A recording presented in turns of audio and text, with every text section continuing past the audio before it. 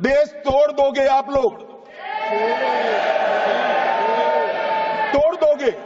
हमने साहब, मैं अभी भी आपके माध्यम से, इस सदन के माध्यम से देश भर के मुसलमान भाइयों बहनों को कहना चाहता हूं, आपके वक्फ में एक भी नॉन मुस्लिम नहीं आएगा। ये एक्ट में ऐसा कोई प्रावधान नहीं। मगर जो वक्फ बोर्ड है और वक्फ परिषद है, उसका काम क्या है? वक्फ की संपत्तियां मान्यवर बेच खाने वाले लोगों को पकड़कर इसके बाहर निकालने का। वक्फ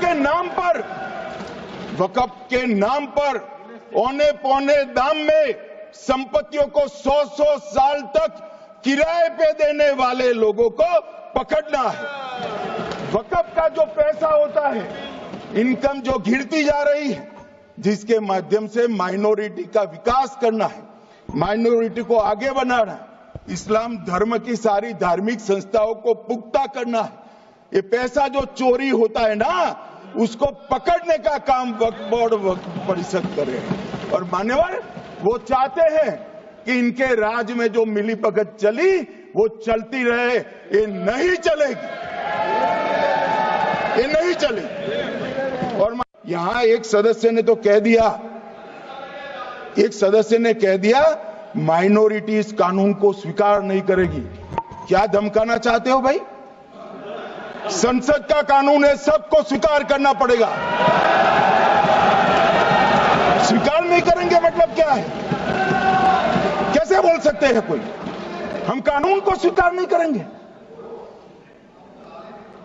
ये कानून भारत सरकार का है, हर एक पर बंधन करता होगा और इसको स्वीकार करना पड़ेगा। जो सेक्शन 40 सबसे ड्रैकोनियन प्रोविजन इस एक्ट में था, तो सेक्शन 40 था।